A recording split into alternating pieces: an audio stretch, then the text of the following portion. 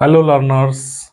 आज competitive English के class में आर्टिकल आप लोगों के बीच में डिस्क्राइब करने जा रहा हूँ। आर्टिकल दो तरह के होते हैं, इंडिफिनिट आर्टिकल और डिफिनिट आर्टिकल। इंडिफिनिट में ए और एन। इंडेफिनिट आर्टिकल से तात्पर्य यह है कि यह हमेशा अनसर्टेनिटी को बोध कराता है। जैसे किसी को कहते हैं एक कलम लाना, यानी कि कोई एक कलम लाना उसको आदेश देते हैं। कोई शब्द छुपा हुआ रहता है,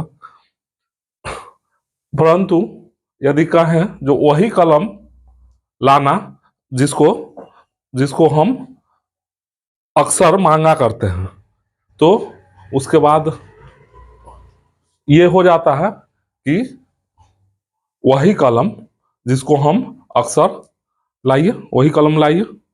हाँ, तो ये हमारा वही कलम है जो हम अक्सर मांगा करते हैं। तो अभी थोड़ा देर पहले वही व्यक्ति आया था जो आपके एडमिशन के समय आया था, तो हम उसका नाम लिए बिना मैं इंगित कर रहा हूं कि आपके वही अभिभावक आए थे जो नामांकन के समय आए थे। तो इससे निश्चित हो जाता है। तो वैसे वाक्य में वैसे जगह द का प्रयोग हम लोग करते हैं। तो खैर आगे जब द का प्रयोग बताएंगे तो वहां चर्चा करेंगे। फिलहाल पहले इंडिफिनिट आर्टिकल में ए और एन का यूज हम लोगों को पढ़ना है और उसके यूज के अनुसार प्रश्न पूछते हैं। तो यूज ऑफ ए में आते हैं, तो a is used before singular countable noun. सबसे जान जाइए कि ए कहाँ प्रयोग करेंगे, singular countable noun which starts from consonant letters और consonant sound। यहाँ कॉन्सोनेंट कॉमन है दोनों वर्ड के लिए, स्टैंडर्ड फॉर्म में लिखा हुआ है। तो ये वैसे सिंगुलर काउंटेबल नाउन के पहले यूज करेंगे। यदि कोई भी पार्ट्स ऑफ स्पीच के 8 भेद में से 7 भेद होंगे यानी नाउन नहीं होंगे, तो हम लोग ए का प्रयोग नहीं करेंगे। काउंटेबल नहीं होंगे, नहीं करेंगे। यानी कि एडजेक्टिव के पहले ये नहीं होता है। विशेष परिस्थिति की अलग बात है, लेकिन सामान्य परिस्थिति में ए सिंगुलर काउंटेबल नाउन के पहले ही होता है। और होता है तो हमें ध्यान देना है कि सिंगुलर काउंटेबल नाउन जो कि कॉन्सोनेंट लेटर्स से शुरू हो। यदि कॉन्सोनेंट लेटर से शुरू नहीं हो रहा हो तो कॉन्सोनेंट साउंड से शुरू होता हो, उसके पहले ए यूज करते हैं। यहां पर देख रहे हैं कि यह तो वॉवेल साउंड है, वॉवेल साउंड है। जानते ही हैं वॉवेल 5 होते हैं, ए ई आई ओ यू। वॉवेल 5 होते हैं, ए ई आई ओ यू।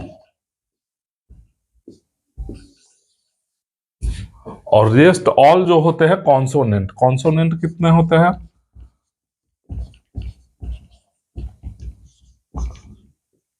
इंग्लिश अल्फाबेट में ए टू जेड 26 लेटर होते हैं, 5 वॉवेल होते हैं, 5 कॉन्सोनेंट होते हैं। लेकिन कुछ लेटर्स जो हैं, कुछ अल्फाबेट हैं सेमी वॉवेल होते हैं, सेमी कॉन्सोनेंट होते हैं। उनके उच्चारण डिफरेंट जगह, ठीक है, डिफरेंट डिफरेंट होते हैं। जैसे एन ऑरेंज, ऑरेंज में हम लोग एन ऑरेंज हो जाएगा, लेकिन वन आइड मैन वह उच्चारण हो रहा है जो कि व्यंजन है। उसी तरह यहां भी यूनियन में भी वही बात है। यूनियन में भी यह जो है व्यंजन उच्चारण है, इसलिए यहाँ ए लगा है। यहाँ भी व्यंजन उच्चारण है इसलिए ए लगा है। यहाँ भी व्यंजन यानी कॉन्सोनेंट उच्चारण है इसलिए ए लगा है। यहाँ पर वॉवेल उच्चारण है, वॉवेल से शुरू भी है इसलिए एन ऑरेंज, एन आई।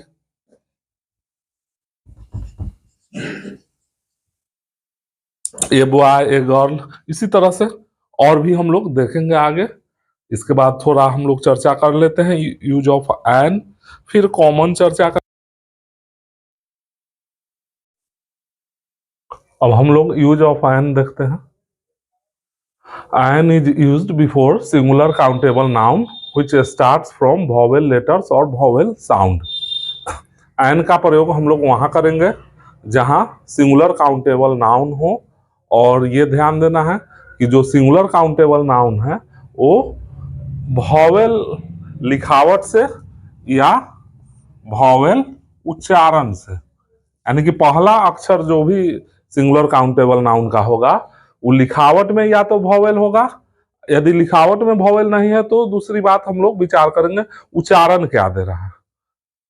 अगर उच्चारण स्वर वर्ण का देगा तो उसके पहले आयन लगाएंगे।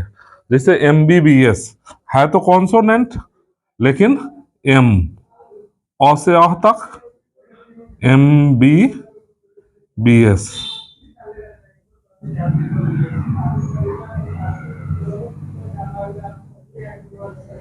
तो एब्रीविएशन में भी ए या एन लगता है, और NSDO, NFIR, an x-ray, an engineer, an LLB, an orange.